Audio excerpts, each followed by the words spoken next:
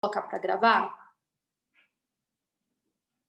Agora começou. Então, deixa eu só voltar aqui, já que não gravou o início. Então, pessoal, vamos repetir aqui. Então, a gente começou a falar do termo diabesidade, que significa diabetes mais obesidade, que isso é uma pandemia hoje no mundo, né? Tanto a doença da diabetes quanto a obesidade. E falamos também que todos os macronutrientes aumentam um hormônio chamado insulina. Então, os macronutrientes são proteínas, carboidratos e gorduras. Todos eles elevam a insulina, sendo que o carboidrato é o que mais eleva e a gordura é o que menos eleva.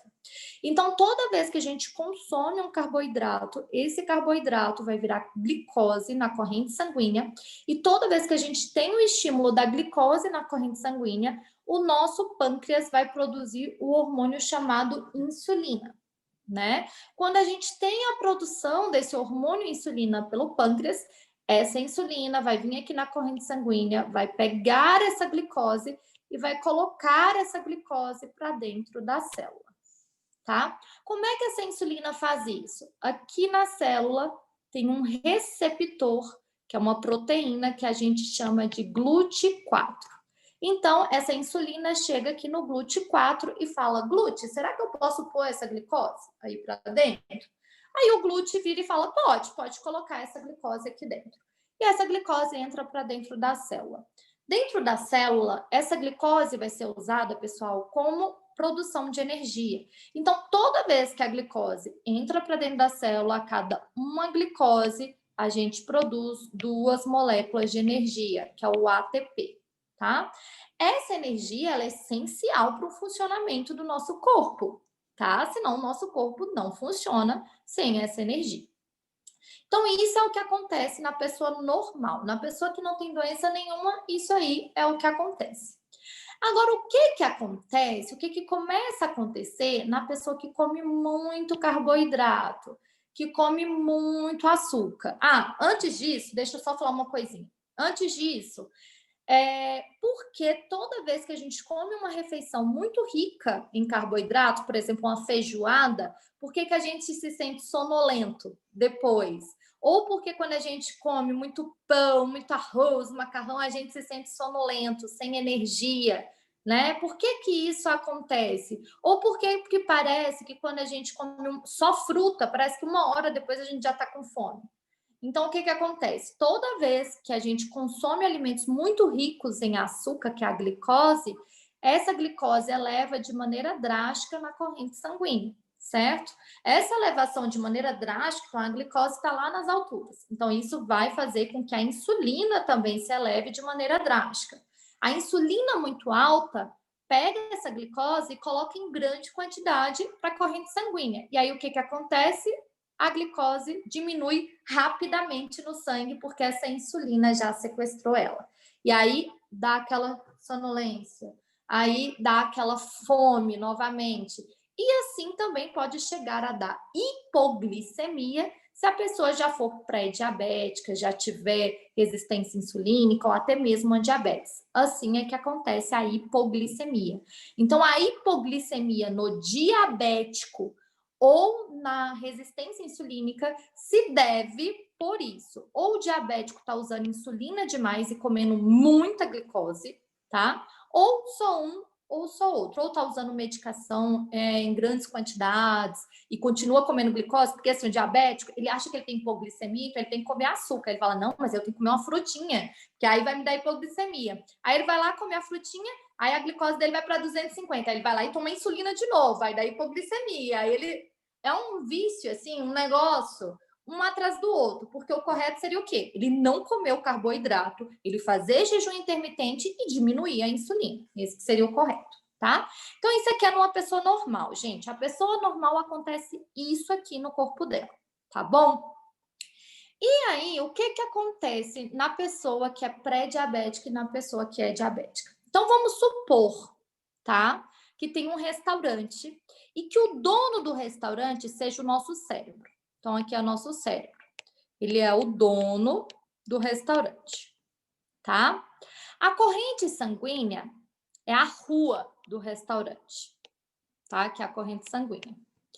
A célula são as mesas que tem dentro do restaurante. O GLUT4 é o garçom, O GLUT4 é o garçom. O pâncreas, que produz a insulina, o hormônio insulina, é a recepcionista do restaurante. Sabe aquelas recepcionistas chique, de restaurante chique, que fica na porta do restaurante para te receber e te levar até a mesa? Esse é o GLUT4, esse é a insulina, é aquela recepcionista chique do restaurante. O dono do restaurante está aqui no apartamento dele, tá? Que aqui é o cérebro, né? Onde que é o dono do restaurante. E o apartamento dele é de frente ao restaurante dele. E ele está lá do 14º andar do restaurante dele, vendo que tem clientes na rua. Os clientes são a glicose, tá? Então, a glicose, ó, a rua está cheia de cliente. Aí, esse dono do restaurante liga para a recepcionista insulina e fala assim: olha, a rua tá cheia de clientes, você precisa colocar esses clientes para dentro do restaurante. Essa insulina vem, pega essa glicose, pega o cliente, vira para o garçom, né? Vira para o garçom e fala assim: garçom, será que você pode levar esse cliente lá para colocar na mesa? Aí o garçom, né, fala: não, ok, vou colocar ele aqui para dentro. Isso é a pessoa normal. Só que o que começa a acontecer na pessoa que tem resistência insulínica, gente? O que acontece? Essa pessoa come tanto carboidrato, ela come tanto açúcar, que estimula muito a produção de insulina. Então, começa a aumentar demais a quantidade de insulina. E aí, o que acontece? Vai entrando glicose, vai entrando glicose, vai entrando glicose, vai entrando glicose. Chega uma hora que essa célula já está lotada de glicose. Não tem mais onde pôr cliente. Todas as mesas do restaurante estão lotadas. Não tem mais onde pôr cliente nesse restaurante. E aí vai chegar uma hora que a insulina vai virar para o glúteo e falar assim: glúteo, será que tem como colocar mais um cliente aí para dentro? Aí o glúteo vai falar: não, querida, não tem como colocar mais ninguém. Aí a insulina fala: mas glúten, por favor. Não, agora eu não obedeço mais às suas ordens, porque o restaurante está cheio, tá? E aí a insulina não vai conseguir mais colocar glicose para dentro da célula. Essa glicose vai ficar aqui na corrente sanguínea.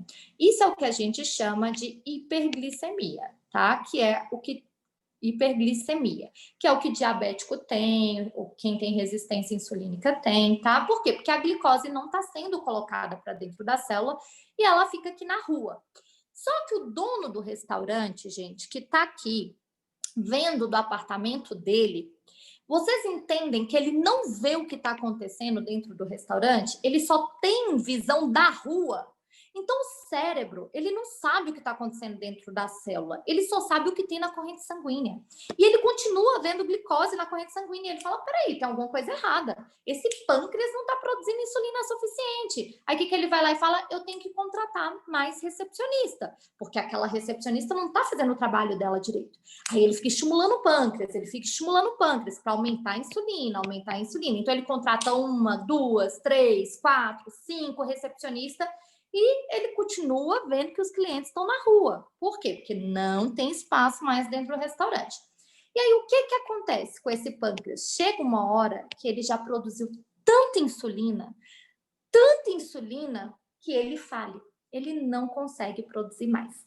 E quando ele para de produzir insulina, é quando a pessoa tem que tomar a insulina de hormônio.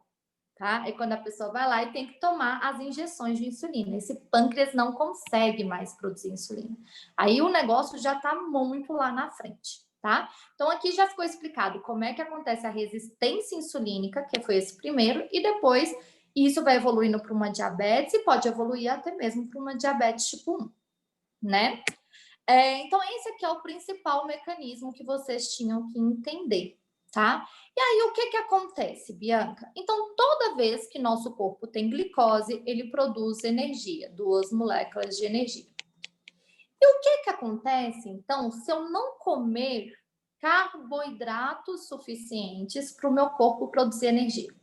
Por exemplo, na dieta do Método Health, a nossa dieta é uma dieta de baixo índice glicêmico. Na aula da Manu de amanhã, vocês vão aprender o que é índice glicêmico e o que é carga glicêmica, tá?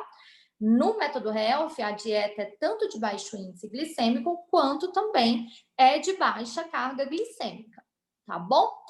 E, então, nós não temos glicose necessária para a produção de energia, correto? Então, o que que vai acontecer? O seu corpo vai ter que usar a gordura corporal para produção de energia, tá bom? E quando o seu corpo usa a gordura corporal, ele vai pegar essa gordura, vai transformar essa gordura em ácidos graxos. Esses ácidos graxos vão virar corpos cetônicos e esses corpos cetônicos vão produzir energia corporal. De onde que é essa gordura, Bianca? Do seu abdômen, da sua bochecha, do seu peito, do seu braço, do seu bumbum, tá? De todo lugar que tiver gordura, ele vai usar. Onde você tiver gordura, o seu corpo vai usar para produzir energia, tá? Aí, olha que engraçado isso, gente. Aí tem gente que fala, ai, mas essa dieta restritiva de carboidrato deixa a pessoa fraca, sem energia nenhuma. Olha que mentira. Sabe quantas moléculas de energia um corpo cetônico produz? Um corpo cetônico produz 32 moléculas de energia.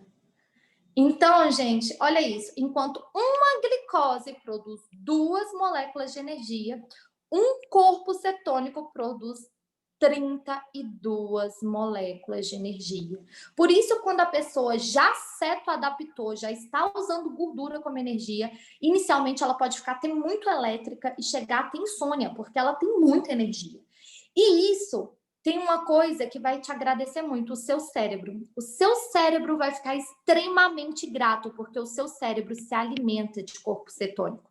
O principal mecanismo de alimentação do cérebro são os corpos cetônicos. Então, o seu cérebro vai agradecer muito, tá?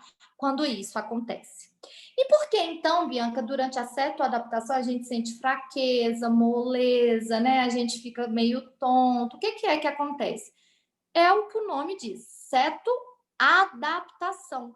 O seu corpo está acostumado a usar glicose e do nada ele vai ter que começar a usar gordura, gente. Então não é do dia para a noite que você vai se sentir energético e tudo mais. Por quê? Porque tem uma adaptação. Até o seu corpo se adaptar a usar gordura, ao invés de usar glicose, você vai ter sintomas. Como quais, Bianca? Constipação, tontura, ou insônia ou sonolência, pode dar tremores, taquicardia, pode dar mau hálito, tá? Pode dar mau hálito, pode dar tontura, tá bom? Tudo isso.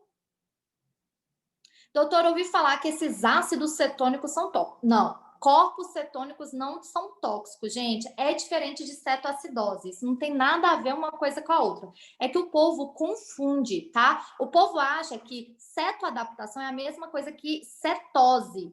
Cetose não, desculpa. Cetoacidose é a mesma coisa que cetose. E não é, gente. Cetoacidose é algo produzido por diabéticos, tá? Que é diferente desses corpos cetônicos aqui. Uma coisa não tem nada a ver com a outra, tá? Depois vocês podem lá pesquisar cetoacidose em diabéticos. Dieta cetogênica não dá cetoacidose. Uma coisa não tem nada a ver com a outra. Só que as pessoas confundem isso, tá bom? Mas esclarecendo, não tem nada a ver uma com a outra. Então, gente, deixa eu ver. É que no exame de urina, a quantidade de corpos cetônicos indica alguma coisa? Sim, indica que você usa corpos cetônicos, tá? Para produzir energia. Isso não tem nada a ver com cetoacidose também. Cetoacidose, gente, a gente vê em distúrbio hidroeletrolítico de punção arterial femoral. Não tem nada a ver. Esse exame se chama gasometria. Não tem nada a ver com o exame de urina nem de sangue, tá? Cetoacidose tem a ver com gasometria arterial, não tem nada a ver uma coisa com a outra, tá bom? Esse corpo cetônico que tem na urina é esse corpo cetônico que você produz aqui quando você faz uma dieta cetogênica.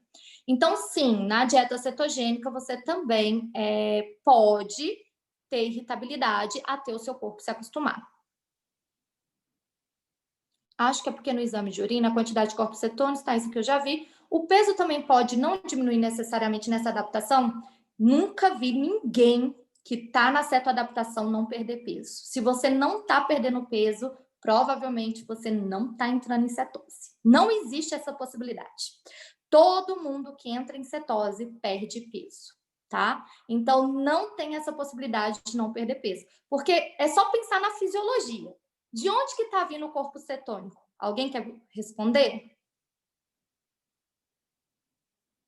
Pode responder, Silvia. Então, pelo que eu entendi, está vindo da gordura, né? Isso, Silvia, parabéns. Se o corpo cetônico está vindo da gordura e a gordura está sendo, então, destruída para virar corpo cetônico, como você pode não estar perdendo peso? Só existe uma possibilidade. Você é uma pessoa que faz musculação e está ganhando massa magra. E aí o seu peso total não vai se alterar, mas a quantidade de gordura corporal vai alterar. Tá? Então, altera as medidas, altera as porcentagens de gordura e massa muscular ali na bioimpedância, tá bom? O que não pode ser que o peso continue o mesmo, pode ser que você continue com 53 quilos, mas, por exemplo, sua porcentagem de gordura vai de 20 para 13, por exemplo, tá? E a sua de massa magra aumente. E aí, o que mais que eu quero falar para você sobre isso, gente? Então, assim, ó, depois dos primeiros 7 dias de uma dieta cetogênica, que vocês estiverem bem certo, adaptados, vocês vão ver como vocês vão estar mais dispostos, mais felizes. E essa dieta cetogênica, ela é muito boa para tratar algumas doenças, né? Como a própria diabetes, a própria gordura no fígado. Por quê? Vamos falar da gordura no fígado. A gente acabou de aprender, né, que quando tem muita glicose na corrente sanguínea, quando a glicose está elevada, a gente eleva o hormônio insulina. E o que essa insulina elevada faz, além de tudo aquilo que a gente acabou de aprender? Essa insulina estimula o fígado a produzir triglicerídeos, tá? Isso é o que acontece numa pessoa normal. Na pessoa que está com resistência insulínica, ela tem tanta insulina, que esse fígado produz tanto triglicerídeo, que esse triglicerídeo tem que ser armazenado. E como é que ele é armazenado? Como gordura no fígado, que é a esteatose hepática, tá? Outra forma dele ser armazenado, como tecido adiposo, que é a gordura que você tem na barriga, nas pernas, tá? Então, toda vez que tem essa produção em triglicerídeo, esse triglicerídeo vira ácido graxo, que vai virar tecido adiposo, que são os adipócitos, e vão ser armazenados aí como gordura corporal e gordura no fígado. Além disso, essa insulina em excesso, ela promove também ovário policístico. Essa insulina em excesso também promove doenças cardíacas. Essa insulina em excesso também promove disbiose intestinal.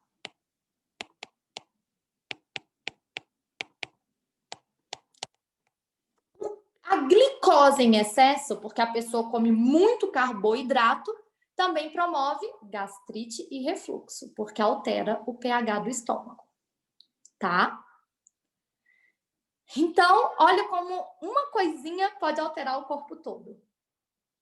E aí, gente, a dieta cetogênica é uma dieta muito boa, se vocês conhecerem alguém, para quem tem convulsão, para quem tem epilepsia. Porque quando a gente dá corpos cetônicos para o nosso cérebro e a gente diminui a insulina da corrente sanguínea, as convulsões vão cessando, as pessoas vão parando de ter convulsão. Tanto que tem um documentário, caso vocês queiram assistir, que chama Pílula Mágica. Fala sobre a dieta cetogênica, principalmente no tratamento de epilepsia, tá bom? Fala da dieta cetogênica no geral, mas eles contam vários casos de epilepsia. Inclusive, tinha até uma criança brasileira que passou no Fantástico, que ela tinha mais de 416 episódios de epilepsia ao dia, tá? E depois que ela fez uma dieta cetogênica, ela tinha menos de 2 episódios ao dia de convulsão. Por quê? Porque o nosso cérebro, ele agradece se a insulina estiver baixa e se a gente alimentar ele de corpo cetônico. Bianca, uma coisa que vocês me perguntaram, né, em uma última aula sobre Alzheimer. Vocês falaram assim para mim, Alzheimer pode ser considerado um diabetes tipo 3? Sim, Porque essa glicose, ela também vai se acumular lá no cérebro. E ela também vai ter uma resistência à insulina, uma diabetes no cérebro. E essa diabetes no cérebro se chama Alzheimer. Tá? Tem um livro muito bom, deixa eu ver se eu acho aqui o nome dele, sobre Alzheimer. Calma aí que eu vou indicar para vocês. Que é o melhor livro que eu já vi sobre Alzheimer, para quem tem alguém na família ler.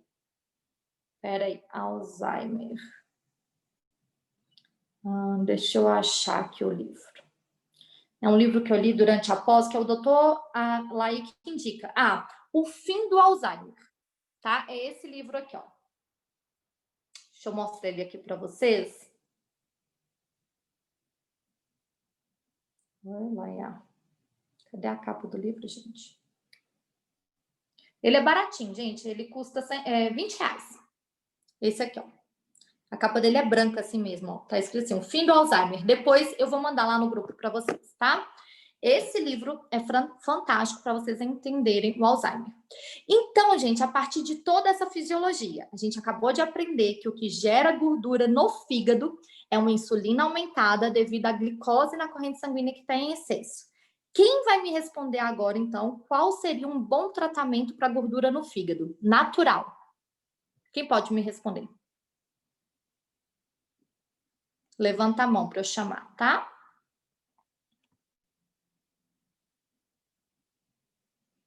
Alguém que entende... A Silvia, por favor, Silvia. Pelo que eu entendi, é com a dieta cetogênica, né? Que vai ser com baixa a insulina, e assim vai pegar a gordura, então vai diminuir a gordura no fígado. Isso, exatamente, Silvia. Você resumiu perfeito, parabéns. Então, se a glicose está baixa, vai pegar aquela gordura do fígado e vai usar aquela gordura do fígado como tratamento. Então, às vezes, as pessoas ficam assim, meu Deus, o que eu posso tomar para gordura no fígado? Tem algum suplemento? Tem suplementos que podem ajudar, como o alfa-lipoico, tá? Tanto na gordura no fígado, quanto na resistência insulínica, quanto na diabetes, o alfa-lipoico, 300 miligramas, 2 vezes ao dia, pode auxiliar muito. Mas ele sozinho não vai fazer o resultado final, porque é fisiologia. Se a pessoa não parar de comer carboidrato, ela não vai tratar, é o que a Silvia acabou de falar para vocês. Gente, e pasmem, que na diretrizes de diabetes do Brasil pode comer carboidrato, tá? É assim, eu fico passada com isso. Eu acho que todo endócrino fica passada com isso, tá? É uma coisa assim que eu nem acredito que tá nas diretrizes brasileiras de diabetes, tá bom? Deixa eu ver o que você tá falando. Entendi que a dieta cetogênica faz o corpo entrar em cetose. E o jejum baixa a insulina e força a cetose também. Seria isso? E isso, Gabriela. Exatamente, a Gabriela falou. Então o jejum também produz corpos cetônicos? Sim. O jejum também produz corpos cetônicos. Um contribui com o outro, um complementa o outro. O jejum faz essa produção de corpos cetônicos ser ainda mais rápido. Tá? Então, vamos lá. Aí, gente, vamos voltar aqui na nossa aula, então. Então, a gente já viu que toda vez que a gente come uma quantidade menor de carboidrato, eu, pelo menos, nunca vou passar para os meus pacientes uma dieta zero carboidrato, tá? Vocês já ouviram muita gente falar isso? Tipo assim, a pessoa tá fazendo dieta cetogênica ou fazendo low carb e fala, não, minha dieta é zero carboidrato. Não, é uma dieta baixa em carboidrato. Não quer dizer que é zero carboidrato. Aí vocês me perguntam muitas vezes lá no grupo assim, doutora, por que quem quer emagrecer não pode comer mandioca? A mandioca é saudável? É extremamente saudável. Mas por que ela não pode ser comida? Porque ela eleva a glicose na corrente sanguínea e eleva a insulina. Então, ela não vai ajudar no emagrecimento, tá? Aveia é saudável? Tem as controvérsias, tá? Mas a maioria das pessoas falam que apesar de eu achar que é bem mais ou menos. Mas por que não pode? Porque eleva a insulina, tá? Então, assim, fruta. Doutora, mas por que não tem mamão lá no dia da dieta? E tem no detox? Porque no dia do detox, eu queria uma enzima digestiva que tem no mamão. Mas na dieta, eu não quero que a sua insulina eleve, e o mamão vai elevar a sua insulina. No detox, eu precisava de uma enzima digestiva que chama bromelaína, que tinha no abacaxi. Mas na dieta, o abacaxi vai elevar a sua insulina e eu não quero que isso aconteça, porque eu quero que você emagreça. Então, eu não coloco abacaxi na dieta. Então, vocês entendem que tudo tem um objetivo? Eles são bons na hora do detox, mas na hora do emagrecimento não é legal, tá? Aí vocês falam assim, mas a gente emagrece no detox. Gente, vocês acreditam mesmo que em 3 dias de detox vocês perderam 4 quilos de gordura? Claro que não, né? Ali no detox vocês perderam retenção hídrica. Tem uma perca de gordura? Tem. Por quê? Porque diminui a quantidade de calorias que você come ali naquele dia, né? Então tem uma queima de gordura naqueles 3 dias de detox. Mas ninguém queima 4 quilos de gordura em 3 dias, tá? Ali tem uma perca de líquido. Aí vamos falar um pouquinho dessa perca de líquido e da pressão, que a gente vai falar sobre a insulina, que eu até falei na aula 1. Essa insulina, gente, uma outra função dela é que ela vai lá no nosso rim, tá? E lá no nosso rim, ela faz uma absorção de sódio, potássio e água, tá? Ela absorve isso lá no rim. Então, a pessoa que tem uma insulina muito alta, aí tem gente que fala assim, ai, doutora, eu tenho uma retenção hídrica, meu Deus, o dia inteiro. Tenho muita retenção, muito edema corporal. Se eu não fizer drenagem, meu Deus, a retenção é terrível. Doutora, tem um chazinho diurético? Então, gente, olha a causa da retenção aqui. Insulina alta, provavelmente essa pessoa está consumindo muito carboidrato, tá? Ou, sabe outra coisa que pode virar glicose? Proteína em excesso. Toda vez que a gente começar a comer proteína em excesso, o nosso corpo, gente, tem um processo corporal que chama gliconeogênese, que é a formação de glicose a partir de proteína, tá? Então, tem que tomar cuidado. Proteína em excesso vira glicose. Aí é aquela pessoa que faz low carb e fala, doutora, eu faço low carb e tô engordando. Doutora, eu tô fazendo low carb e não tô emagrecendo. Então, às vezes vocês perguntam, é importante seguir as porcentagens lá no aplicativo? É. Por quê? Porque você pode estar comendo saudável, mas em excesso. E esse excesso vai virar glicose, tá? Então, por isso que o aplicativo é tão indicado.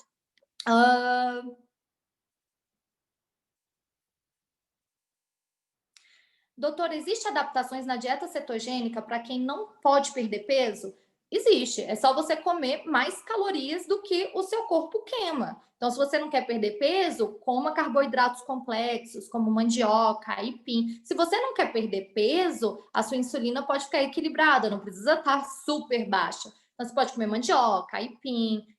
Quem quer ganhar peso tem que comer bastante proteína, tá? Porque aí a insulina vai ser estimulada também e essa pessoa vai ganhar peso. Então, é um processo totalmente contrário. Agora, só para manutenção do peso é só adicionar os carboidratos complexos. Aí a Andressa perguntou, tapioca entra nisso? Entra, tapioca é mandioca. E tapioca tem alto índice glicêmico. Então, a tapioca também eleva a insulina e faz deposição de gordura. Por isso que muitas pessoas falam, ai, gente, comer tapioca é igual comer pão. Qual que é a diferença? É que o pão tem glúten, então ele acaba sendo um pouco pior que a tapioca, porque o glúten eleva demais a insulina, tá, gente? O glúten eleva muito a insulina. E a tapioca não tem glúten, tá bom? Quem pode comer tapioca? Quem não quer perder peso. Eu, por exemplo, eu como tapioca às vezes, tá? Então, quem quer manter o peso ou quem quer ganhar massa muscular, pode comer tapioca. Quem quer emagrecer, jamais, tá bom? Deixa eu raciocinar aqui, gente, senão eu vou acabar perdendo. Gente, isso que eu tô falando para vocês vale para todos os carboidratos complexos, mandioca, inhame, batata doce, para todos. As únicas coisas de baixo índice glicêmico é o que tá na lista de vocês, tá? Únicas. O resto, tudo eleva a glicemia. Então, não precisa ficar perguntando um por um. Então, todos os carboidratos complexos, como mandioca, inhame, batata doce, que eu coloquei lá no Método Health, que é só para quem quer ganhar peso, eles elevam a insulina, tá bom?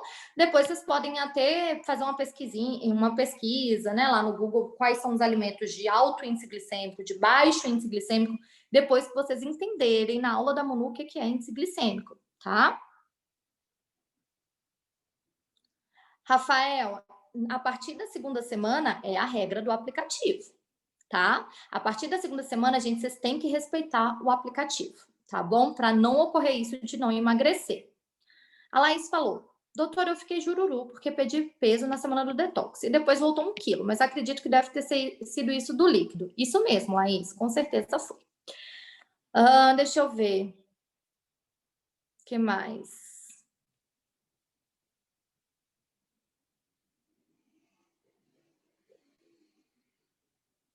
Ó, a Karina Guzman tá falando aqui dos exames dela. A gente já vai falar sobre isso, gente. Peraí. Então vamos aqui, ó, gente. Vamos. Deixa eu ver o que vocês estão falando. Então vamos voltar. A fisiologia a gente entendeu, né? Aí a gente estava falando da retenção de líquido. A insulina vai lá no rim, vai reter sódio e potássio e líquido e água. E pressão, gente? A pressão alta, uma das coisas que eleva ela é o quê? Sódio. Outra coisa que eleva a pressão alta é o quê? Volume, que é a água que retém. Então as pessoas falam, ai, o sal da água com sal vai elevar a minha pressão. Não, gente, o que eleva a pressão é açúcar, tá? Para o seu sal elevar a sua pressão, só se ele for um sal falso. Se ele for um sal falso, muito rico, exageradamente em potássio, ele vai elevar a sua pressão. Agora, se o seu sal for um sal natural, saudável, ele vai ter 83 minerais, tudo de forma equilibrada e vai, muito pelo contrário, vai o quê? Melhorar a pressão. Vai melhorar o edema. Tem gente que fala assim, eu recebi uma mensagem de alguém aí do grupo que falou assim, doutora, minha mãe, ela tem ascite e ela retém muito líquido. Então, água com sal piora?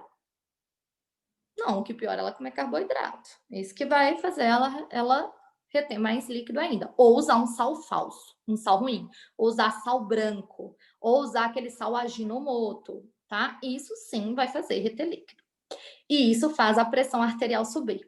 Então, por isso que quando a gente faz dieta cetogênica e dieta low carb, a pessoa vira para mim e fala assim, doutora, eu tô tendo hipotensão. A pessoa tinha hipertensão, aí ela tomava losartana todo dia. Aí ela começa a ter hipotensão. Aí eu falo assim para ela, não, diminui a losartana para metade. Aí daqui a pouco eu falo assim para ela, tira a losartana, vamos ficar uns 7 dias sem, vamos ver como sua pressão vai ficar? E nunca mais a pessoa precisa tomar remédio de pressão. Mas aí, sobre pressão, gente, eu quero fazer um adendo com vocês. A pressão arterial, ela tem algumas causas. Ninguém nasce hipertenso, tá? A pessoa, ela se torna hipertenso. E o que pode gerar a pressão alta? Então, vamos falar um pouquinho de hipertensão. Eu vou voltar na diabetes, gente, pode ficar tranquilo que nós vamos falar ainda de exame, tratamento, tudo isso. A hipertensão, ela tem algumas causas. Lina, sobre retenção é só isso, meu amor, não tem mais nada a acrescentar, tá? Outras coisas que pode dar retenção é doenças, por exemplo, doença cardíaca, doença renal, doença no fígado, tudo isso pode dar também retenção de líquido, tá, gente? A grande causa é a insulina, mas se esses órgãos estiverem doentes, também pode dar retenção de líquido. A Lenisa falou, eu tomo losartana, 50 miligramas, hidroclorotiazida. Será que é por isso que estou super para baixo e sonolenta? Pode ser que seja, como pode ser também, Lenisa, que seja só o período de cetoadaptação. Se nessa segunda semana você continuar sonolenta, porque o período de cetoadaptação são só 7 dias, aí eu recomendaria você diminuir a dose. Ou tirar, por exemplo, o hidroclorotiazida e deixar só a losartana, tá bom? Então, vamos lá, gente. Hipertensão. Quais são as causas de hipertensão? Magnésio, falta de magnésio, tá? E isso é uma causa muito comum, tá, gente? Por quê? O solo brasileiro é um solo pobre em magnésio. Porque na nossa região não tem vulcão. Então, a gente não tem um solo rico em magnésio, porque precisa ter vulcão para o solo ser rico em magnésio. Então, o solo brasileiro é muito pobre em magnésio. Então, a gente não consegue ter magnésio suficiente só com a alimentação. Então, se tem um suplemento que todo mundo deveria tomar, é o magnésio, tá? Bianca, existe contraindicação? Existe, tá? Quem tem doença de Graves não pode tomar magnésio. Tá? Não pode tomar magnésio. Só essa contraindicação. Doutora, mas eu dosei o magnésio no meu sangue e tá normal. Por quê? Porque não se mede magnésio no sangue. O magnésio a ser medido é o magnésio eritrocitário, que é o magnésio dentro da célula. Esse exame é muito caro, então acho que ninguém vai fazer, né? Então, assim, é melhor você tomar magnésio. Então, vamos lá. Causas magnésio baixo. Vitamina D baixa, tá? Ácido úrico aumentado. O que eleva ácido úrico, Bianca? É a carne? Não, carboidrato, tá? O carboidrato eleva o ácido úrico. Assim como também o fígado, quando ele não está conjugando, quando ele não está funcionando direito, o ácido úrico também fica aumentado, tá bom? Elevação de triglicerídeos, insulina e glicose, tá? Alterações tireoidianas. Alterações tireoidianas. Alterações renais, tá? Descontrole de sódio e potássio. Isso aqui é o que causa pressão alta. Por último, alterações dentárias. Sim, se você tem, por exemplo, cavitação, nico, tudo isso no dente, pode elevar a pressão, como pode causar outros tipos de doença. Cada dente do nosso corpo corresponde a um órgão, tá? Geralmente, os últimos dentes, que são os dentes do siso e tal, os posteriores, correspondem ao sistema cardiovascular. Então, eu já vi muito paciente, por exemplo, que tem cavitação na cirurgia do siso e começa a ter pressão alta por causa dessa cavitação no dente do siso.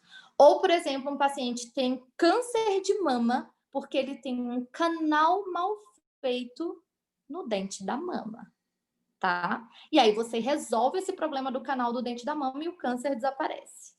Então, assim, doutora, quem tem problemas dentários, quem procurar? Uma dentista biológica, tá? Tem que ser dentista biológica, que trabalha com medicina integrativa na área de odontologia. Então, depois eu vou passar algumas para vocês lá no grupo, tá bom? Uma de São Paulo e uma do Mato Grosso do Sul.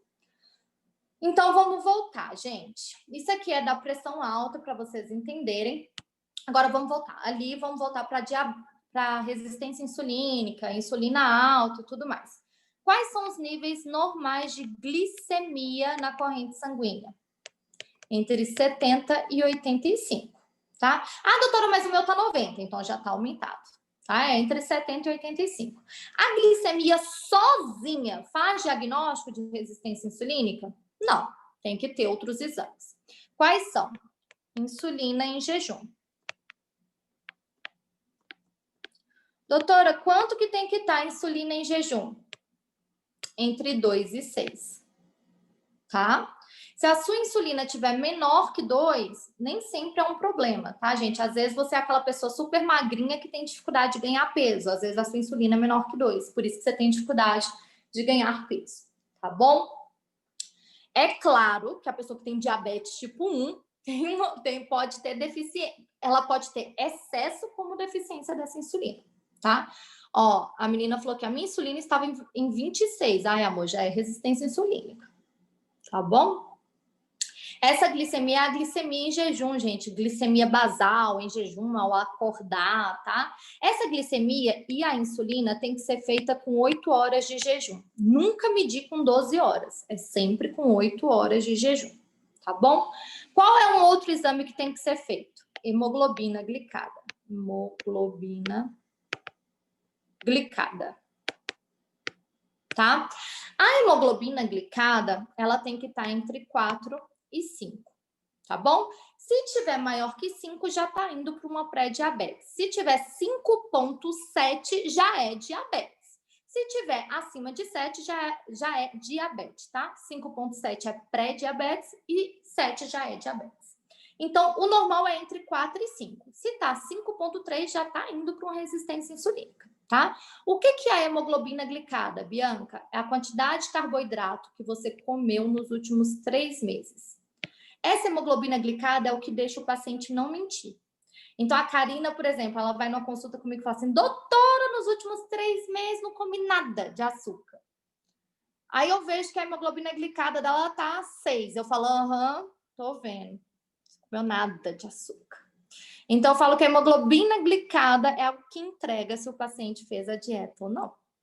Tá? Não tem como o paciente mentir. Então, quando vocês forem no endócrino ou no nutrólogo, não tente passar a perna nele. Por quê? Porque quando ele vê seus exames, ele vai saber que se você tá fazendo a dieta ou não. E eu acho isso muito estranho, porque tem pacientes que falam assim, eu fiz tudo certo e não melhorou nada. Impossível, gente. Impossível. Pode saber que esse paciente é problemático. Quando o paciente começa a falar isso, o problema está no paciente. Ele não fez nada certo. Uma vez eu peguei uma paciente que ela vinha na consulta e falava que não estava emagrecendo. Mas não está funcionando, não estou emagrecendo. Eu falei, mas você está fazendo a dieta? Tô fazendo a dieta. Doutora, eu tô fazendo tudo que você manda, tomando todos os remédios, fazendo dieta certinho. Não. E a insulina daquela paciente lá nas alturas. E não melhorava. Eu falei, gente, que estranho, né? Aí eu falei assim para a paciente, então, descreve para mim o que você comeu hoje. Aí a paciente começou a falar. Aí naquele dia ela tinha comido mandioca, tinha comido não sei o que. Eu falei, entendi. Então quer dizer. Eu falei, e mandioca tá na sua dieta? Ela falou, não, mas foi só hoje. Qual a chance, gente, dela ter feito aquilo só naquele dia? Então não tem como vocês mentirem. Se a gente está vendo os exames e os exames estão mostrando que você está fazendo uma coisa diferente, não tem como a pessoa falar que está fazendo diferente daquilo, tá? E não pode mentir para o médico, né, gente? Porque o médico é a única pessoa que vai te ajudar. Se você mentir porque você fica com vergonha, ai, fiquei com vergonha que eu não fiz a dieta, eu vou falar para a doutora que eu fiz. Como é que a doutora vai te ajudar se você tá mentindo, né? Não pode fazer isso. Isso também acontece no método Health, tá? No final tem participantes que falam assim, doutora, eu não perdi nada durante o método Health, fiz tudo certo. Eu mesmo usou o aplicativo, não comeu nada de carboidrato e quando eu vou ver a pessoa não fez. Então, isso também acontece no método Health, tá bom, gente? Então, esses aqui são os parâmetros. A hemoglobina glicada é a célula de hemoglobina que tem lá na corrente sanguínea que se liga a um açúcar, que se liga a uma glicose. E por isso que se chama hemoglobina glicada. Deixa eu ver o que vocês estão falando no bate-papo. Os médicos pedem no mesmo exame de colesterol e precisa estar em 12 horas de jejum. Ué, você faz um com 8 horas e outro com 12 horas. O colesterol você pode fazer com 8 horas também, não teria problema nenhum, tá? Os meus pacientes, gente, eu indico fazer tudo com 8 horas, tá bom?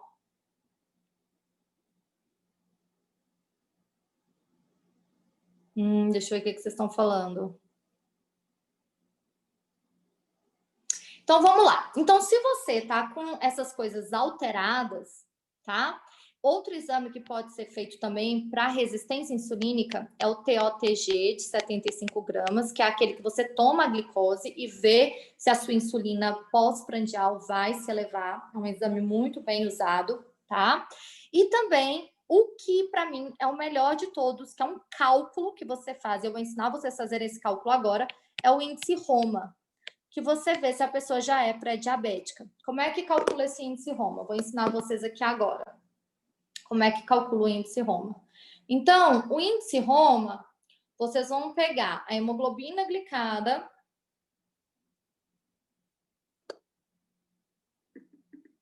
Deixa eu ver se tem alguma foto aqui. Então, vamos lá. Você vai pegar a insulina em jejum, tá? A insulina em jejum de 8 horas, tá bom? Essa insulina, ela tem que estar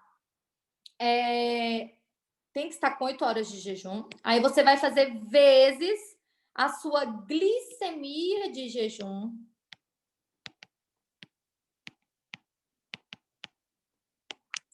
E vai dividir isso por 22,5. Espera aí, gente. Deixa eu só ver uma coisa aqui.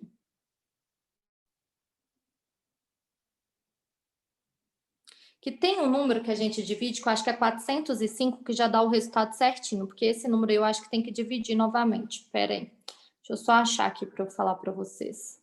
Que fica mais fácil calcular de outra maneira. Deixa eu só abrir aqui os meus slides para eu falar para vocês.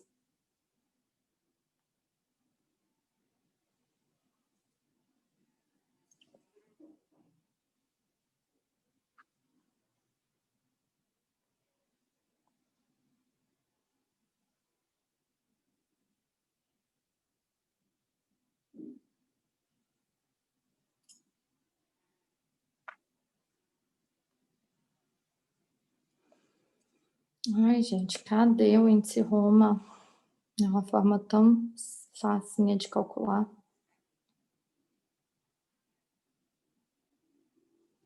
Acho que vai estar aqui. Dieta cetogênica, já falei.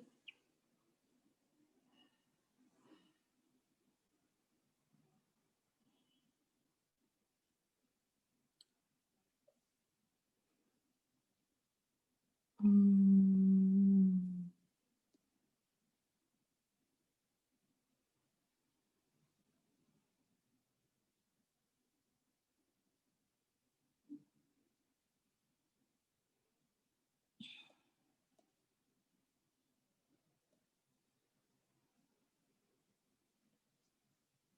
Jesus amado. Onde é que tá isso, gente?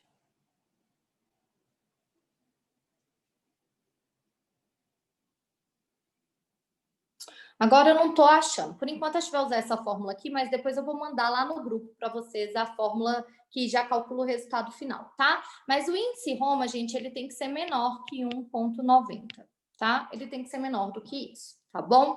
Para mostrar que você tá saudável, tá?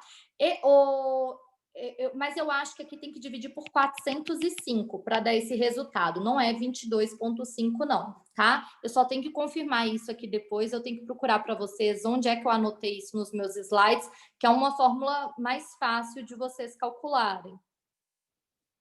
Realmente eu não estou achando aqui no slide, mas eu mandei no grupo anterior do Método Health, eu vou mandar para vocês também. Tá? Mas anotem isso aqui, ó, que o Roma tem que estar menor que 1,9, tá bom? Se o Roma tiver maior que 1,9, você tem resistência insulínica. Gente, tem calculadora na internet que calcula isso. Só você pôr assim, ó, calculadora índice Roma, já tem a calculadora na própria internet, tá bom? Que calcula isso. Então, o Roma é o principal para fazer diagnóstico de resistência insulínica, ou se você está indo para uma, né? Porque às vezes seu índice Roma está 1,9, por exemplo, porque a sua insulina talvez esteja no caminho. Talvez ela não está 20, mas às vezes ela já está 10, 12, né? Então tem que tomar cuidado. Então, o que seria muito bom para tratar isso? O próprio Glifage XR, gente, eu gosto bastante, tá? Apesar do Glifage ser um medicamento de farmácia, ele é um fitoterápico, ele é um medicamento natural. Então, eu gosto bastante do Glifage XR, tá bom? Outras coisas que podem diminuir a insulina. Alfa-lipóico, que a gente já falou, 300 miligramas 2 vezes ao dia, tá? Que mais que pode ajudar? Picolinato de cromo, tá? Pode ajudar. Eu recomendo 150 microgramas. Isso eu não vou repetir. Então, se vocês anotarem, vocês vão anotar. Eu não vou ficar repetindo isso no grupo, tá? 150 microgramas 2 vezes ao dia, tá?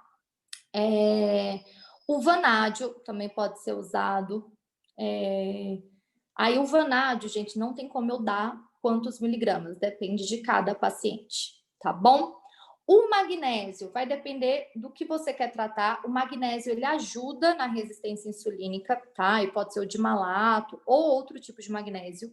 Quem tem pressão alta, eu recomendo usar magnésio taurato, 100 miligramas ao dia, tá? Taurato, tá bom? Outra coisa que pode ajudar muito também é o inositol, 500 miligramas, tá? 2 vezes ao dia também já pode ajudar bastante, tá bom? Deixa eu ver. Quem tem gordura no fígado, um remédio que eu gosto muito para gordura no fígado é a glutationa, tá? A glutationa, veículo sublingual, 50 miligramas, 2 vezes ao dia, pode ajudar muito na gordura no fígado, tá bom? Deixa eu ver o que mais que eu tenho aqui para falar para vocês sobre. O bitter melon também, que é o melão de São Caetano. Tanto a fruta quanto o suplemento de bitter melon, 300 miligramas 2 vezes ao dia, ajuda muito no controle da insulina, tá? Ajuda bastante ali no controle da insulina. E existem, gente, probióticos específicos para quem tem resistência insulínica, tá? Aí tem cepas específicas que a gente vai escolher para cada pessoa, tá? Mas que ajudam nessa resistência insulínica. Isso seria só em consulta mesmo, que teria que avaliar qual a cepa específica para aquela pessoa. Mas existem cepas específicas para baixar a insulina, tá? De probiótico. Então, tudo isso pode melhorar muito, tá bom? A própria vitamina D regula a insulina também, funciona como um bom regulador de insulina, tá? Olha como a vitamina D é bem importante aí, né, nesse processo.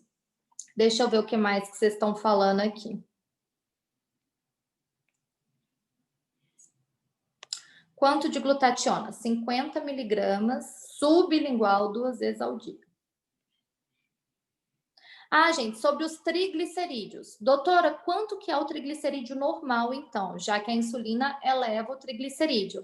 Ó, a Jéssica mandou aqui que a insulina vezes glicemia dividido por 405. Eu acredito que seja isso mesmo, eu só vou confirmar depois. Ô, gente, triglicerídeo tem que ser menor que 70. Se o seu tá maior que 70, então essa insulina já pode estar elevando um pouquinho ele, ou às vezes você só está consumindo muito carboidrato e está gerando muito triglicerídeo. Então, assim, triglicerídeo alto, gente, não trata com simvastatina, igual vocês fazem, tá? Se trata com dieta low carb, com dieta cetogênica, tá bom? Então, assim, o triglicerídeo tem que ser menor que 70. Tem que parar de elevar a insulina para esse triglicerídeo poder abaixar. Deixa eu ver o que mais. A Patrícia perguntou: você vai postar receita de caldo de osso? Vou sim, vou postar. Gente, é isso, tá? Sobre diabesidade, que é diabetes mais obesidade, é isso que eu queria falar para vocês, tá? Sempre medir a gordura abdominal. A gordura abdominal é a que causa mais doenças, que dá mais infarto. Então, o pior tipo de gordura que tem é a gordura abdominal. Então, a gente tem que tomar muito cuidado com isso, tá? A Noeli falou que a hemoglobina glicada dela deu 5,7. Noeli, então você tem diabetes, tá, minha linda? Que é resistência insulínica. Com 3 meses de dieta, ela pode já que a hemoglobina precisa de 3 meses, né? Porque a hemoglobina glicada é os últimos 3 meses. Então não adianta fazer só um mês, ela vai continuar alterada. Tem que ser 3 meses de dieta para dar ela alterada, tá? Então é isso, meus amores. Não tem mais nada para falar. Espero que vocês tentem usar o aplicativo Fat Secrets agora na segunda semana. Não desistam dele, vejam o tutorial, já está na plataforma. A aula de ontem sobre jejum intermitente, que foi maravilhosa, também já está na plataforma, tá? É bem importante assistirem às aulas. Eu estou vendo que muita gente do grupo não está assistindo.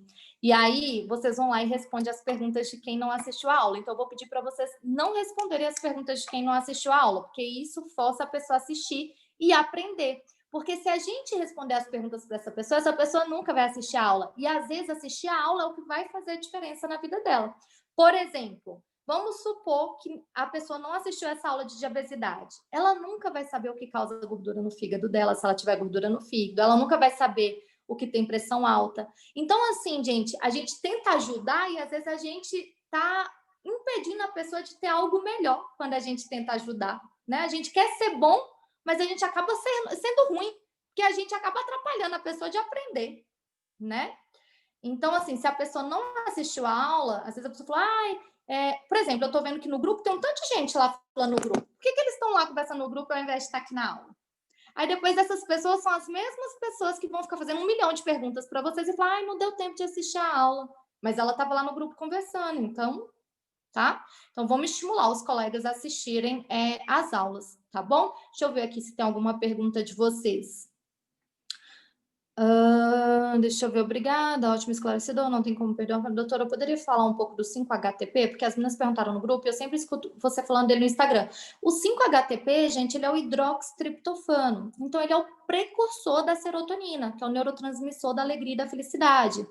Então, o 5-HTP, ele é essencial para ter produção de serotonina lá no intestino, tá? Então, se você tem deficiência de serotonina, e isso, a deficiência de serotonina pode te dar ansiedade, pode dar depressão, pode dar TTPM, pode dar desânimo, pode prejudicar o sono, porque sem serotonina não produz melatonina, que é o hormônio do sono. Então, o 5-HTP ele vai auxiliar nesses casos. Ele diminui a ansiedade, ajuda no sono, diminui a vontade de comer doce, melhora a TPM, tá? Então, ele ajuda nesses casos aí.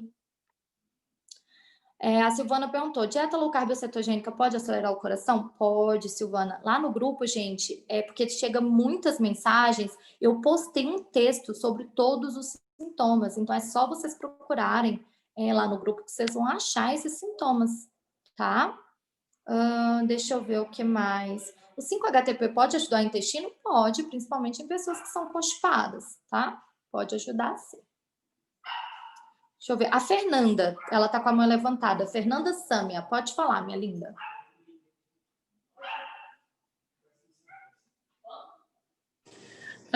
Eu queria saber se esse 5-HTP necessita de alguma receita especial ou não? Olha, se você for manipular, geralmente todo manipulado precisa de receita, mas é receita simples, não é de controle, não. Mas em loja de suplementos e na internet você acha para comprar, tá bom? Tá bom, obrigada. Deixa eu ver o que mais que estão falando aqui.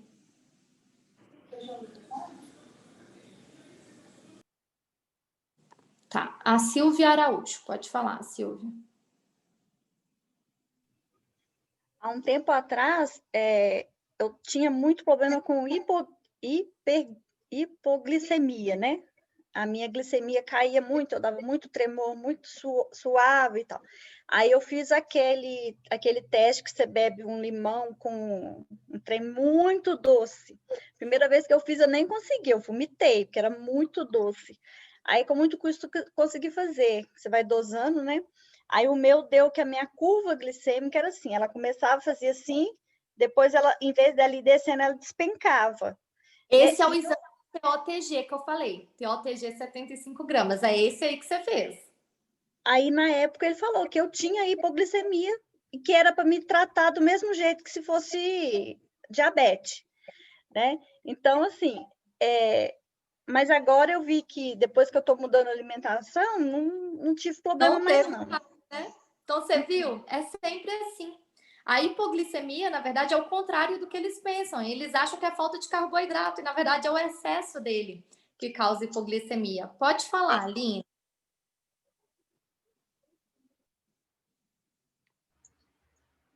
Doutora, só uma dúvida. A aula foi tão empolgante que, se eu pudesse, eu faria milhões de perguntas, mas eu sei que o material também responde muito, porque muita coisa que eu li, eu tive a resposta. Durante o outro método, eu perdi os 10 quilos, melhorei bastante a retenção, né? Percebi que partes do corpo desincharam. Agora, uma grande dúvida eu fui no médico responsável por circulação, né? Ele disse que eu não tenho problema de retenção. Só que os meus tornozelos são inchados. Eles desincharam bastante no método passado e até agora. Incrivelmente. Eu não calçava um tênis. Só que eles ainda continuam levemente inchados. Aí foi o que, assim, pela minha mente. Eu digo, será que isso tem alguma relação com alguma doença autoimune? Pode ter. Olina, você já falou que de circulação tá ok, né? Você fez os exames e não viu nada, é isso? Sim, você fez sim. o Doppler e tudo mais e não viu nada. Fiz. Você tem que investigar doenças autoimunes, você tem que investigar fígado, você tem que investigar rim, tá? Tudo isso. Ver se você também não é uma pessoa que está com problema no próprio sistema linfático, tá bom? Na hora de fazer. Aí, quando a pessoa tem um pouquinho de problema no sistema linfático, tem algumas homeopatias que dá para usar. A própria drenagem manual, né, da massagista pode também te auxiliar. Mas como você está falando para mim que é num lugar específico do corpo, eu acredito que seja, pode vir a ser uma doença autoimune, pode ser somente uma artrose sem ser autoimune, tá? Pode ter algum probleminha ali local, pode ser ácido úrico aumentado, tá? Então, tudo isso seria bom você verificar, tá bom, minha linda? Obrigada. Nota 10 a aula. Meire, e parabéns pelos seus 10 quilos. Meire Takata, pode falar. Boa noite. Boa noite. Eu queria fazer tratamento com a doutora, porque eu fui diagnosticada com diabetes, hipertensão, e eu estou entrando na menopausa. Eu queria saber como que faz para para marcar, né, com a doutora, porque eu sei também que é muita gente, só tem em março só. Então, depois que terminar esse curso, aí eu queria já marcar, ou antes marcar, porque eu sei que vai demorar. Como é que a gente tem que fazer? Eu vou passar o telefone de agendamento, tá? Para vocês, vou passar lá no grupo. Agora a consulta já tá para junho, tá? Já foi para junho. Só que, e daqui a pouco vai estar para julho. Aí quando chegar em julho, a gente fecha a agenda, tá? Aí a gente só abre a agenda de novo lá para o mês de maio ou abril. Então, quem quiser marcar tem que ser agora. No entanto, gente, a gente tem uma lista de espera que as pessoas, às vezes, elas deixam de marcar consulta porque está muito longe e não colocam o nome na lista de espera.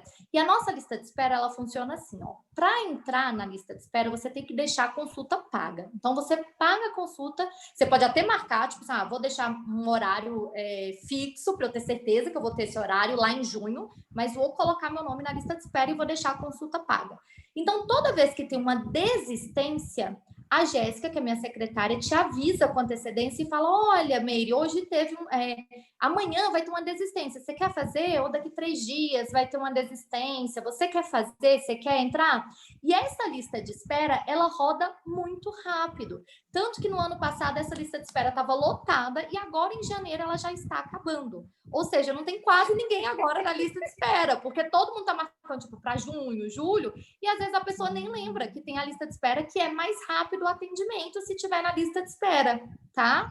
Então, Certo, assim, tá. mesmo quando a gente fechar o atendimento lá em julho, que a gente vai fechar a agenda para novos atendimentos, a lista de espera ainda vai ter. Então, a gente faz essa lista de espera e vai chamando. Porque o que acontece, gente? Por incrível que pareça, os pacientes desmarcam consulta muito em cima, muito em cima. Então, vai surgindo vaga para pacientes novos, tá? Então, assim, mesmo que esteja lá na frente, não fica achando que não vai ser chamado, porque a lista de espera roda. E a preferência é sempre para quem está na lista de espera.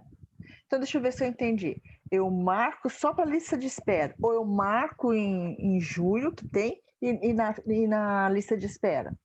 Você faz assim, ó, Meire, você fala assim, ó, Jéssica, eu quero uma data para junho, que ela vai te falar qual é, ou se tiver data antes, mas eu acredito que é só para junho, ela vai falar assim, ó, Meire, eu tenho para dia 10. Aí você fala assim, então faz o seguinte, deixa meu nome aí no dia 10, mas eu também quero entrar na lista de espera, para caso tenha vaga para adiantar. Aí, para entrar na lista de espera, você vai ter que pagar essa consulta. Aí você paga a consulta, o seu nome vai estar na lista de espera. O seu nome estando na lista de espera, você já recebe os exames para fazer. Então, ela vai falar, então tá, então eu já vou te passar os exames para fazer, porque se daqui 1 mês surgir a vaga para você fazer a consulta, você já está com os exames prontos, entendeu? Tá, ok, entendi. Obrigada. Nada, minha linda. Deixa eu ver. Fernanda. A Fernanda vai ser a última, tá, gente? Pode falar, Fernanda.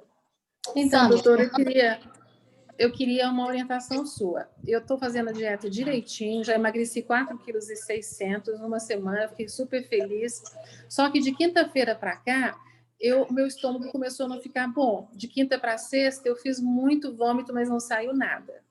Aí eu já fiquei um pouquinho melhor, mas agora, no sábado, eu acabei de almoçar e comecei a vomitar. Tudo bem, mas agora sim, eu estou sentindo que o meu estômago, a minha avó falava boca do estômago, eu não sei realmente onde que é, mas bem na boca do estômago, nessa região do esôfago, está me incomodando muito. Para você ter uma ideia, eu não estou conseguindo comer. A água que eu preciso beber, eu não estou conseguindo beber, porque aí a água parece que bate lá, direto lá na boca do estômago. Então, assim, não é dor, mas é um incômodo muito grande. Aí eu devo procurar... Falar, você não tem gastrite, H. pylori, nada disso? Então, até onde eu saiba, não, né? Mas eu estou com 59 anos, posso começar a ter agora. Eu consegui marcar uma... Oi? Seu tipo sanguíneo. Acho que é B positivo. Tá, pode falar. Então eu assim, estou em dúvida. Eu já estava com um problema de arroto já uns 3 meses atrás, que meu marido falou assim, você tem que olhar isso. Não, isso não é nada, isso não é nada, não é nada. Agora piorou. Então, pronto. Então, deixa eu só te interromper. Pronto, aí nós já sabemos a causa. É falta de ácido clorídrico, tá? Então, começa a tomar cloridrato de betaína, 300 miligramas, durante o almoço e jantar, que vai melhorar esse estômago. Aloe vera também, tá? Uma colherzinha de aloe vera em jejum pode melhorar muito esse estômago seu também, tá bom? Pode tomar também, após as refeições, se quiser, pode tomar até uma xícara de aloe vera ao dia, tá? E você pode dividir o dia todo. Outra coisa, a espinheira santa, tanto em cápsula quanto em chá, chazinho de espinheira santa ou em tintura. A tintura, eu gosto de colocar 2 gotas em jejum, 2 gotas antes do almoço, 2 gotas antes do jantar, 2 gotas antes de dormir, tá? Isso é o básico. E eu recomendaria você fazer uma endoscopia, porque se você tiver H. pylori, aí tem que usar probióticos específicos para H. pylori. E, gente, já que a gente está falando de estômago, deixa eu só explicar uma coisinha aqui para vocês que eu quero aproveitar e explicar. Desculpa, só interromper um pouquinho você. Eu não consegui pegar o nome do primeiro ácido. Cloridrato de betaína. Isso que vai ajudar na produção de ácido clorídrico. É 300 miligramas 2 vezes ao dia. Tem gente que precisa de mais de 300 miligramas. Então, você vai ter que testar. Então, assim, usa 300 miligramas. Ainda tá ruim? Usa 400, 600. Aí, por exemplo, 600 deu azia. Se deu azia, aí você sabe que não é 600. Então, tem que ser 500 ou 400. Porque na hora que dá azia, já chegou no limite de ácido clorídrico, tá? Inclusive, eu não sinto azia. Eu sinto como se eu tivesse tomado um refrigerante, aquele gás sobe. É isso mesmo, né? Tá muito claro.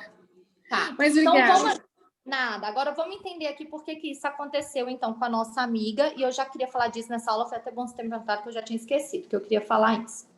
Gente, então aqui nós temos nossa boca, tá? O nosso esôfago, o nosso estômago. E aqui temos o intestino, tá? Intestino delgado, intestino.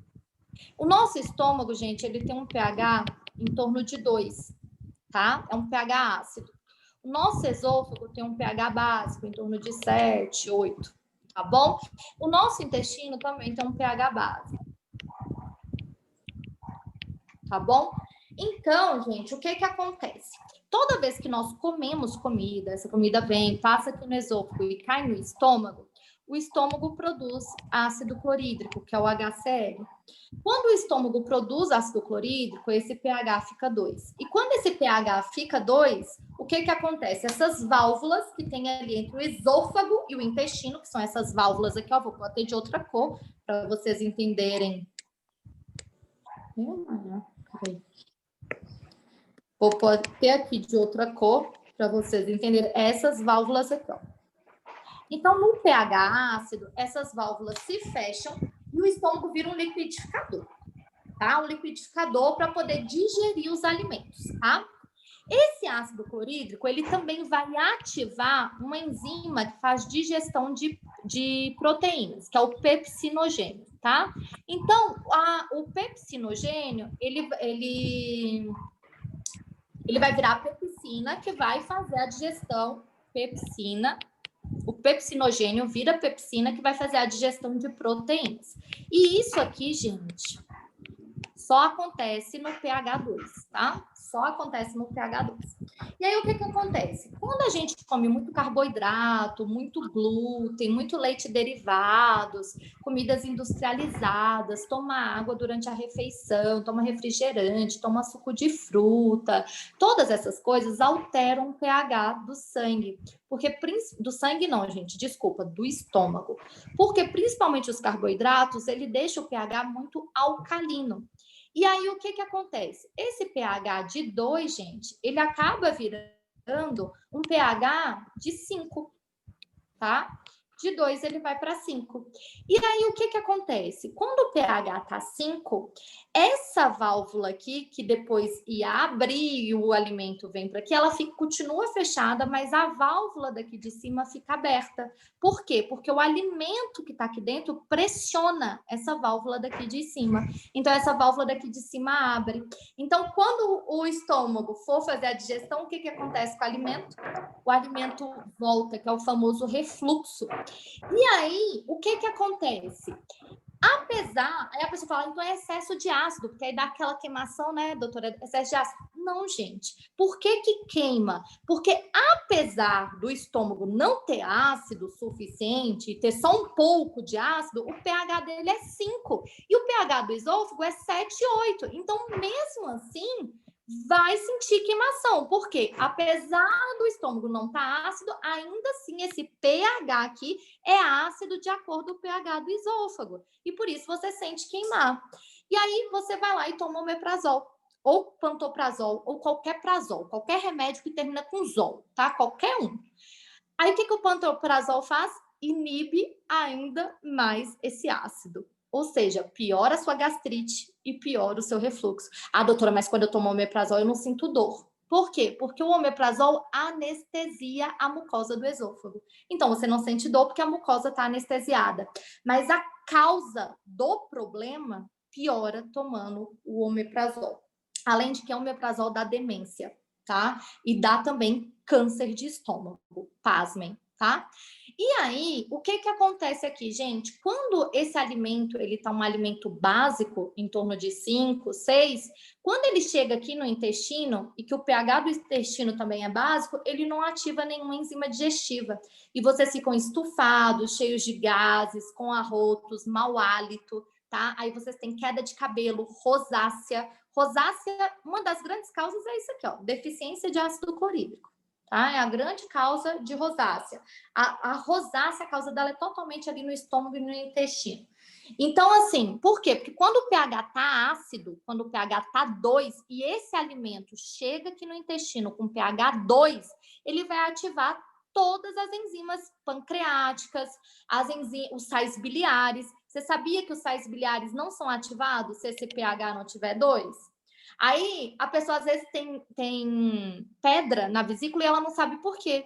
Mas é o que acontece? Ela come tanto carboidrato e nada de gordura, porque vocês aprendem que gordura é ruim e não que gordura é boa, que aquele sal biliar não é liberado, ele vai acumular lá na vesícula, porque não tem ativação dele aqui no intestino. E aí o que acontece? Ele começa a virar pedra, tá? A outra causa de pedra vocês vão aprender na aula de hipotiroidismo, tá? Mas essa é uma das causas. Então, assim, gente, tá aqui a causa da gastrite, do refluxo, tá? Tudo isso. Se a pessoa tiver úlcera, aí não pode aumentar o ácido clorídrico. Se tiver úlcera, não. Agora, gastrite e refluxo. E qual é a maior causa, então, de H. pylori? É falta de ácido clorídrico, tá? Por quê? Porque se o pH tiver em torno de 2, o H. pylori não sobrevive. Se você tem H. pylori é porque o seu pH não está 2, é porque o seu pH está básico. E aí, aumentando essa produção de ácido clorídrico e usando probióticos específicos para H. pylori, que a gente passa em consulta, tá? Esse H. pylori morre, ele já é tratado, tá bom? Acho que ficou bem claro isso, né? A Gabriela perguntou, shot de água com limão e vinagre ajuda? Ajuda. O vinagre de maçã e o limão ajudam na produção de ácido clorídrico, tá bom? Outra coisa também para quem tem refluxo, gente, quem tem gastrite, a última refeição tem que ser feita até 4 horas antes de dormir, tá? Não pode comer perto do horário de dormir. Evitar beber água ou chás durante a alimentação. Isso serve também até para quem não tem refluxo, tá? Nunca beber durante a alimentação. Não comer grandes quantidades de comida de uma vez só. E a mastigação. A mastigação também faz produção de ácido clorídrico. Então, é importante vocês mastigarem o alimento devagarzinho, ó. Mastigar. Tem aquela pessoa que come em 5 minutos, né? Ela, por exemplo, mastiga 2 vezes, engole. Não, tem que mastigar umas 20, 30, 40 vezes, tá? O alimento. Então, pelo menos umas 20 vezes vocês têm que mastigar cada garfada para poder ter produção de ácido clorídrico, tá bom?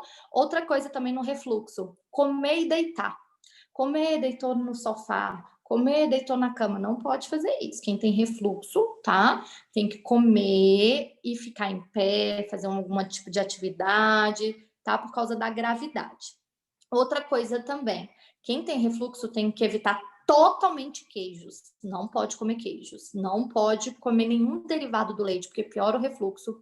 Evitar alimentos também que estimulam esse refluxo, como café, chocolate. Então, tudo isso tem que ser evitado, tá? Também em quem tem refluxo, tomar cuidado com pimenta, coisas estimulantes, assim, que acabam alterando um pouquinho o refluxo. Aí falaram aqui, carne vermelha também, né, para quem tem refluxo. Depende. Eu não contraindico, não, carne vermelha para quem tem refluxo. Eu só não recomendo a última refeição do dia ter alimentos de difícil digestão. E a carne vermelha pode ser um pouco mais difícil de digerir. Por quê? Porque quem tem refluxo não tem ácido clorídrico. E ácido clorídrico é o que digere o quê? Proteína. Então, não vai digerir bem. Então, assim, se você tem refluxo, é melhor você comer uma carne branca à noite, tá? De dia não, mas mais à noite, comer mais salada e tudo mais. Tá bom, gente? É isso, pessoal. Então, a gente vai ficando por aqui. Gente, eu já fechei as perguntas, tá? Aquela hora eu falei que aquela participante era a última que ia fazer perguntas. Eu acho que foi bem esclarecedor, né? Acho que deu para todo mundo aprender. Isso aqui do refluxo eu acho bem legal, porque poucas pessoas sabem disso. E vocês vão poder até ensinar para o médico que você foi, ele vai ficar morrendo de raiva de você, mas se você for um médico e ele falar o contrário, você vai poder ensinar, tá? Olha, a Marisa tá falando que ela tinha refluxo e azia, e depois de 2 semanas do método Health sumiu a azia dela. Provavelmente é por causa do vinagre de maçã com limão, tá? Gente, muito obrigada pela presença, tá? De todos vocês. Eu fico muito feliz de ter todos vocês aqui, de ver vocês anotando a aula. Parabéns. A aula amanhã, provavelmente no período da tarde, ela já vai estar na plataforma, tá bom? Um grande beijo para todos vocês. Fiquem bem, tá? E até a nossa próxima aula.